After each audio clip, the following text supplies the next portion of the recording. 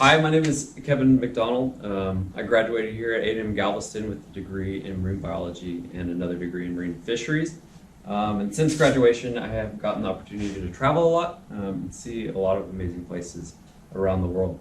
And today I'm going to talk to you about polar regions and some of the wildlife there. I have gotten the opportunity to work 2 seasons at McMurdo Station in Antarctica, which is a U.S. base here on Ross Island.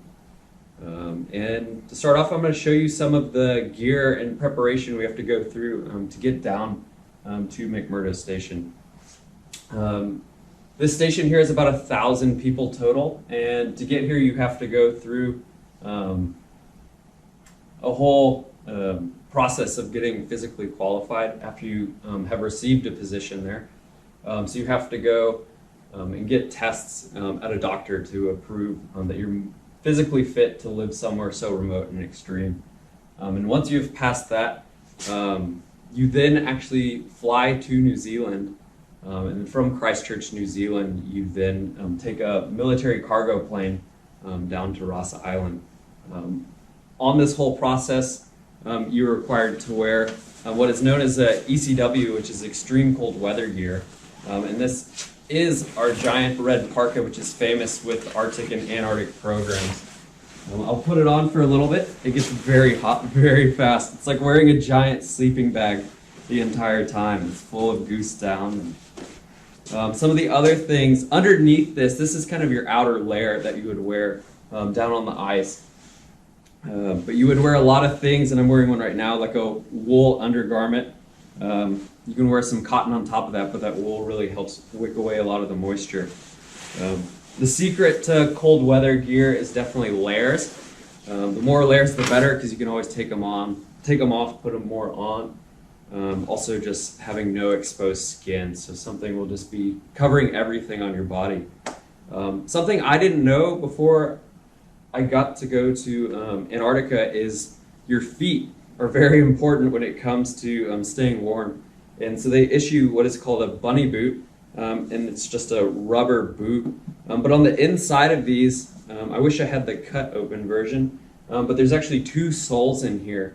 And so what will happen is you are most of the time just walking on frozen ocean, or just Ross Island is actually an active volcano, so it's volcanic rock. It's below freezing all the time, and then the airstrip is actually on a permanent ice of frozen ocean. So walking on this ice, your shoes, or the sole of your shoe, will actually freeze. And so to prevent you from getting frostbite and stuff on your toes, you wear these bunny boots, which have a double sole and a lot of insulation. So they're very heavy, very thick, and the rubber helps it be waterproof. You can also pump air into it to give you a little bit more of a barrier in between you and the ice. So one of the projects that I was lucky enough to help out with down in Antarctica, and more so in the Arctic, I met these people in Antarctica studying antifreeze proteins in fish down there, and then I got the opportunity to start a pilot project in Alaska looking for similar types of protein in fishes in the Arctic. But this presentation is going to be about freezing avoidance in polar fishes. And so a big question is, like, why don't fish freeze when they're at the poles? So the water around them is frozen, so why aren't they frozen? And the real thing is they actually can freeze. And it's an adaptation that will help them the majority of the time to stay unfrozen, but if they do freeze, they will die, like this fish here. And so some fish take all different sorts of strategies to avoid freezing. For example, this is a salmon in Alaska, and they do spawn in the summer up in the Arctic. You can press the button. But something they do is whenever the water temperatures get cold, they move offshore. They go to deeper water, or here in the Arctic, the winter ice kind of has an extent of about right here, so they'll move a lot out into the Aleutian chain here. But it's just an avoidance to avoid these freezing habitats. Another strategy to get away from frozen water is to actually go to depth.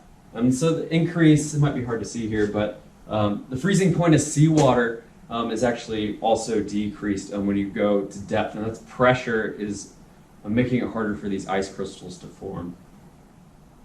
But the big question here is about what about these fish that stay behind? And so there are fish that live in shallow water habitats in these polar regions, and so how to adapt to this extreme condition is an interesting phenomenon. In this picture here, I'm going to try to explain it. Hopefully you can see it well in the video. But these are larval fish underneath the sea ice at McMurdo Sound. You can kind of see the ice crystals coming down. So they're living intermixed with this ice here. And to explain what this is called the obtube.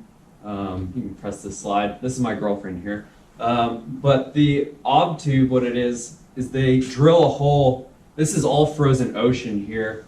And this is the Royal Society mountain range in Antarctica. And so they drill a hole through about 8 feet of sea ice and then put this tube down, and then we can climb down, and there's windows underneath, and you can see underneath, if you can go back, you can see underneath the water and see what kind of creatures are there. And so you see a lot of fish, jellyfish, and every now and again you get to see Weddell seals and stuff swimming by. You can go for it. Yeah, and this is her climbing down the tube. So it's about 8 to 15 feet down to get to the bottom. And then this is me in the tube, and you can kind of see the glass windows. The interesting thing, it's actually warmer a lot of times down in the tube, even though you're underneath the sea ice. And a lot of that has to do with not being exposed to the wind out on the flat sea ice. So you're able to like take off your big jackets and kind of stay warm and look at everything under the water. All right, so freezing point. A big thing to take away from this is that saltwater and freshwater have different freezing points. And the salinity in saltwater, the higher the salinity, helps the water freeze at a lower temperature. So freshwater will freeze before saltwater is the main takeaway from this. And press it 2 more times. There we go. And this is another avoidance, a freezing avoidance technique. Teleost is just your typical fish, vertebrate fish. This is roughly, the units don't really matter for this presentation. What to take away, Notothenioids, there's a family of fish that live in Antarctica, and the gadids are your cods. And the main takeaway from this is that this is your typical marine fish, and these are polar region like specialist fish, and they have about twice as much salinity in their body, which helps them live in colder habitat. But the interesting thing here is that this is still less salinity than the salt water around them. So they still will freeze if they're only relying on salinity to keep them unfrozen. They will still freeze before the water around them freezes. Isoosmotic freezing avoidance, and this idea is that these fish can actually become the same salinity as the salt water around them, and they do this for short periods of time. It is a freezing avoidance technique. It's not used by all fish, but it is something else to kind of look at.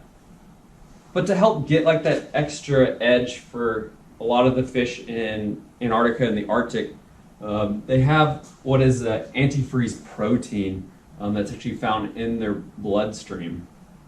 And so what this antifreeze does, it prevents ice crystals from forming within the body.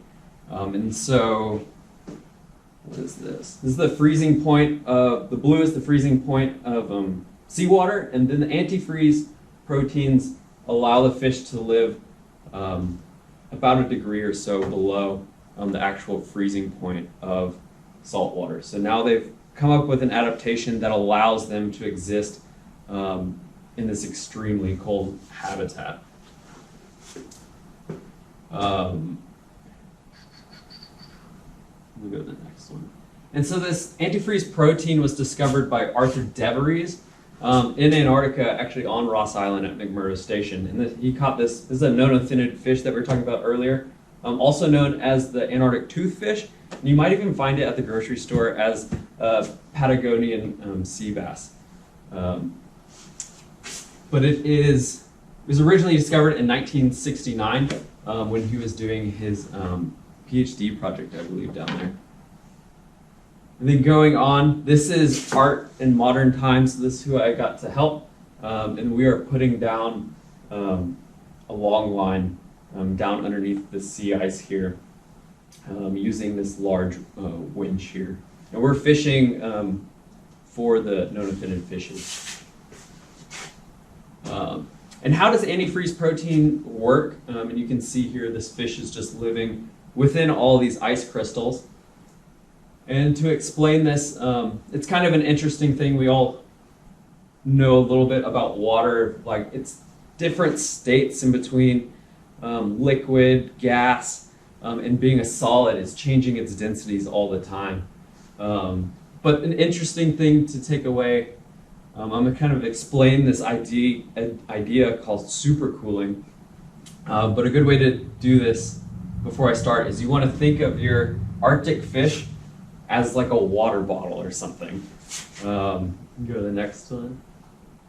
And so what this is, or how to explain this, is your fish is like a water bottle. And what supercooling is this idea, is this experiment you can do at home. But if you have a container that is like purified in a way, so it's sealed, it's kind of cut off from the world, you can put it in the freezer, let it freeze, and it could be in a freezing habitat, and the water inside could be below freezing, but it stays in a liquid state because it is sealed off, and there's no energy to initiate the formation of these ice crystals. And so what this experiment shows is that you can freeze this water and make it very,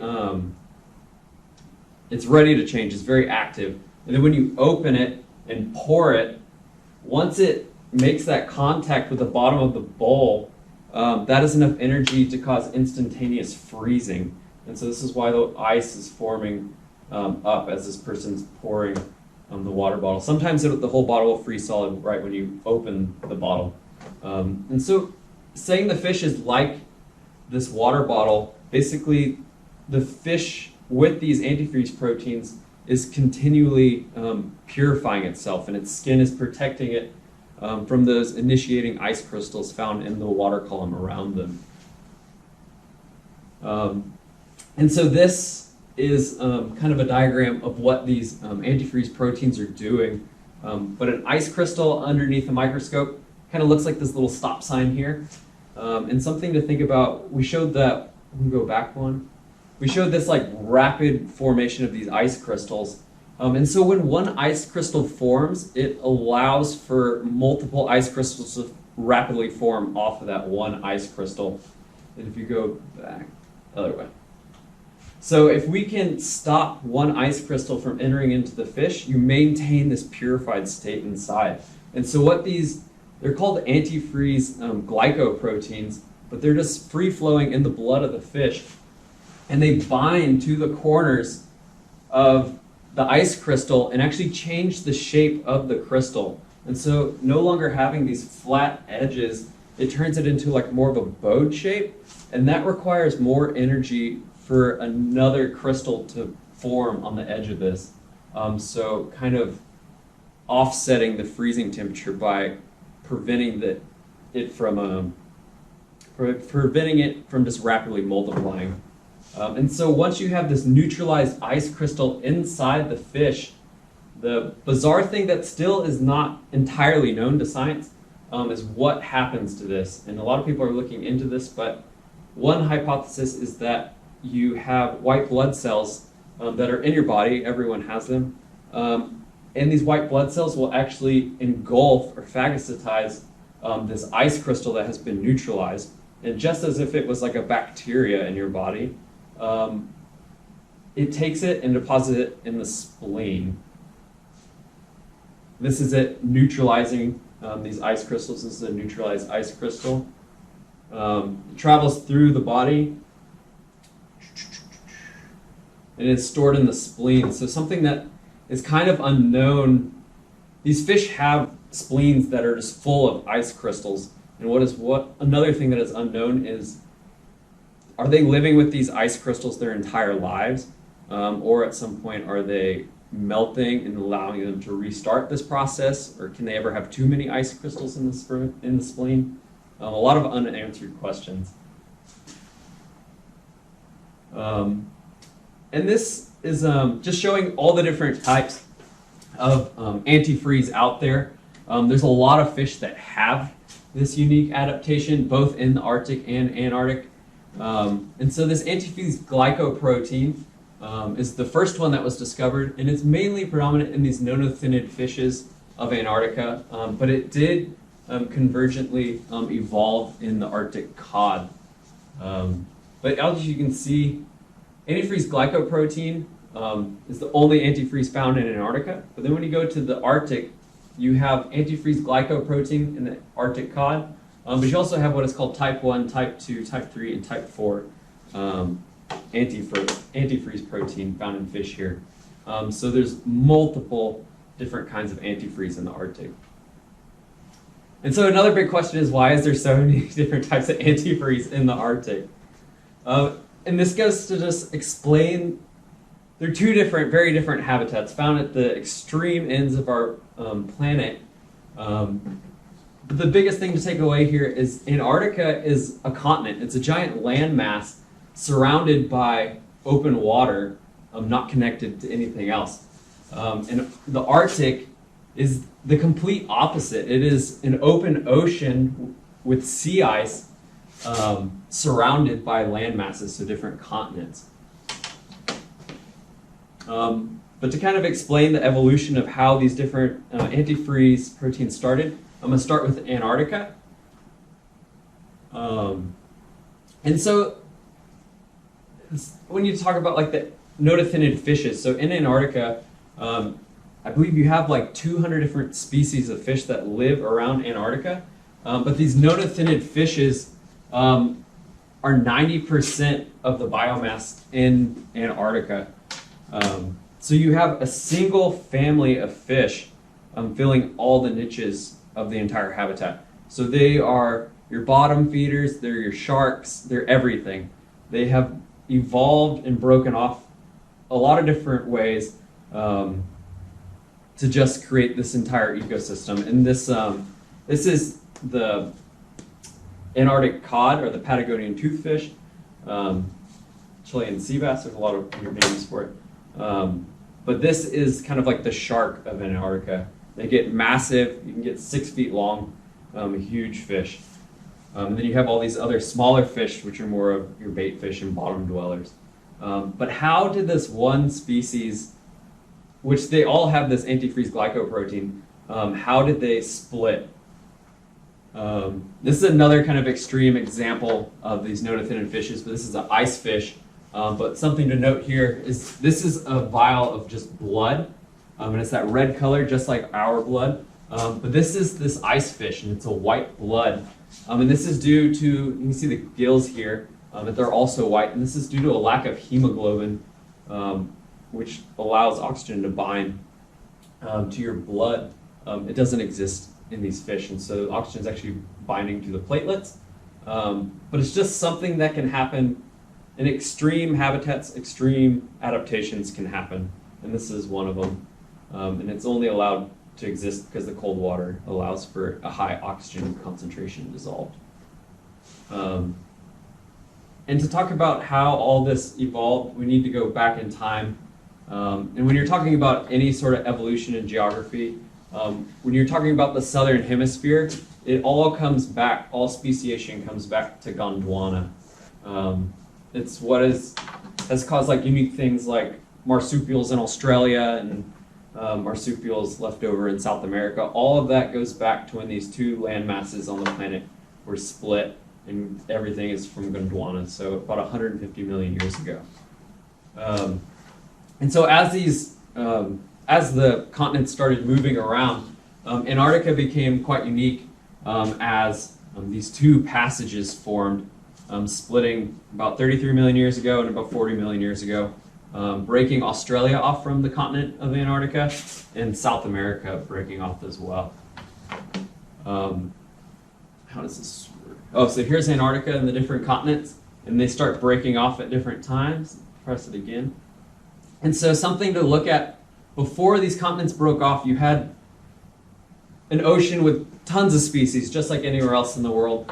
Lots of different families filling all the niches and habitats. But as these broke off, what happened was, press it again, you had the circumpolar current form. And what this is a current that flows around Antarctica and prevents warm water from the equator from ever touching the continent.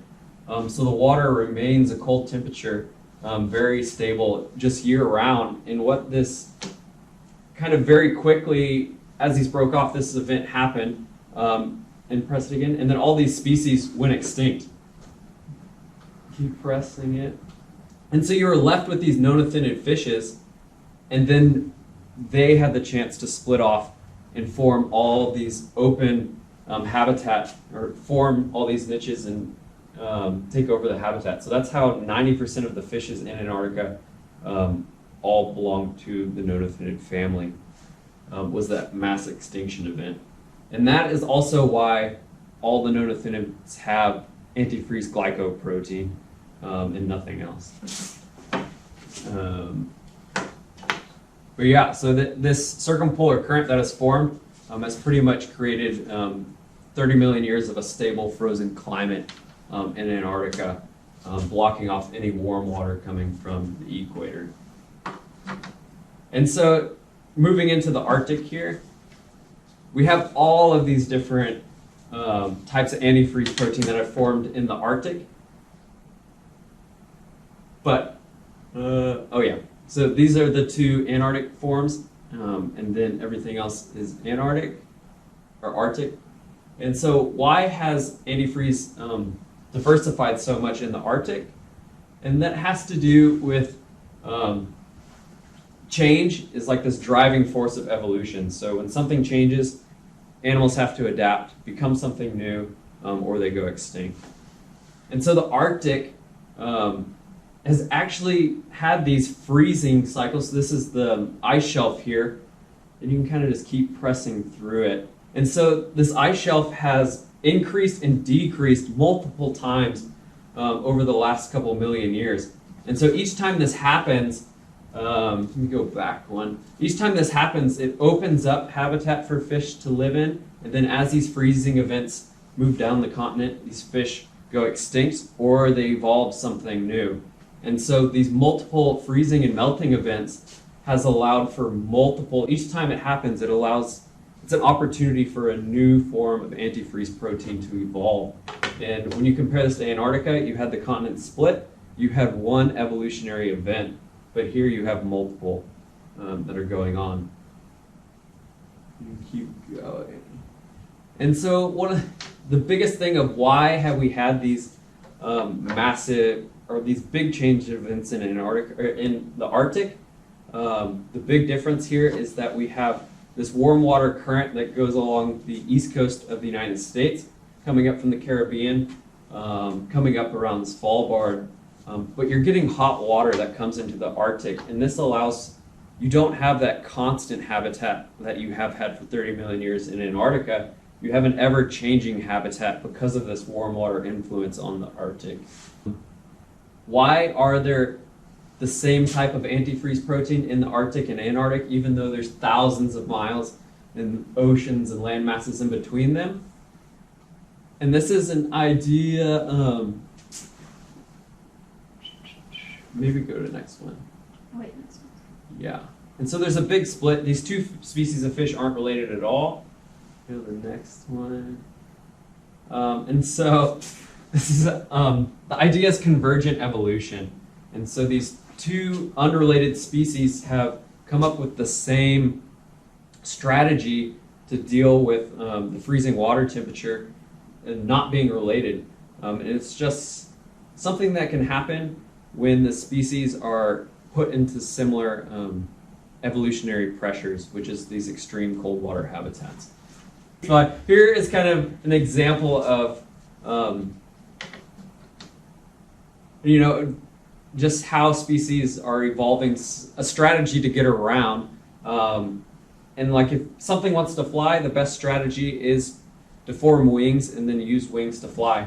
And so that is why creatures that fly, like birds, butterflies, bats, they're not related, they're not closely related, but they all have wings because they have a similar problem, they have a similar answer to get to it. It's kind of an example of convergent evolution. But another example of convergent evolution that might be more famous in the Arctic and Antarctic is penguins and puffins. So puffins belong to a family called the alcids, but they look very similar. And some alcids or puffin family members also could not fly, but those have gone extinct in recent times. But it's just they live in a similar ocean habitat that's frozen, and they rely solely on the ocean for their food source. And so they're both very good swimmers. They can swim better than they fly, and in the penguin, it's lost its ability to fly entirely. But that's kind of it. I don't need to go over it. But this picture here is we were fishing down in this hole trying to catch the Notothenioid fishes, and this Waddell seal came up the hole to try to breathe. So it's a fun one. That's the end of my presentation. I hope you enjoyed it. If you have any questions, just get in contact with me and let me know, and I'll get back to you and answer them as soon as I can. But as you can see, there's a lot of questions that still are unanswered in a lot of these polar regions. This is another reason if you are interested in wildlife or just biology, science, you should pursue education, and hopefully one day you can get to some of these amazing habitats and just witness firsthand and explore some of these things. Something else I want to explain of how did I get to do some of this stuff.